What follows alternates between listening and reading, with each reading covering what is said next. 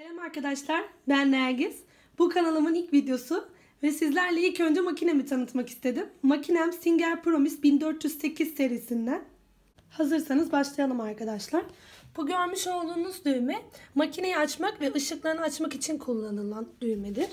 Burası makinenin manuel kolu. Burada iğneyi rahatlıkça manuel olarak oynatabiliyoruz.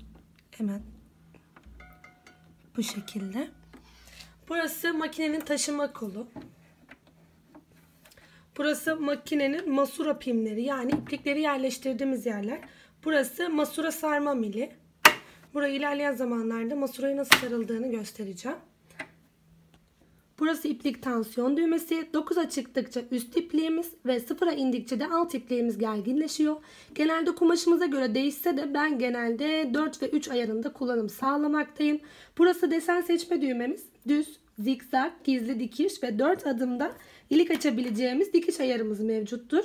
Burası iplik kılavuzumuz. Yani ipi iğneye takarken izlediğimiz yoldur. Buradan ipliğimizi alıyoruz ve buradaki kancadan iğnemize takım sağlıyoruz. Burası iğnemize yer kırılırsa buradaki kolu çevirerek iğnemizi değiştirebiliyoruz. Burası tabakamızı aşağı indirip kaldırdığımız yer. Eğer ayağımızı değiştirmek istersek de hemen gösterelim. Buradaki kolu aşağı indirdiğimizde de ayağımızı değiştirebiliriz. Burası ise geri dikiş kolumuz. Dikişin başı ve sonunda sağlamlaştırmak için kullanım sağlıyoruz. Böyle. Burası ipliğimizi kestiğimiz yer. Burası makinemizin aksesuar kutusu. Burada hemen arkasında mekiğimiz ve mekik yatağımız bulunmaktadır.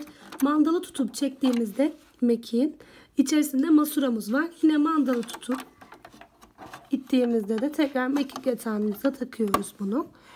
Ve burası da makinemizin pedal ayağıdır. Makinemizin tanıtımı bu kadardır.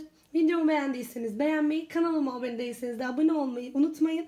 Tekrar başka videolarda görüşmek üzere. Hoşça kalın.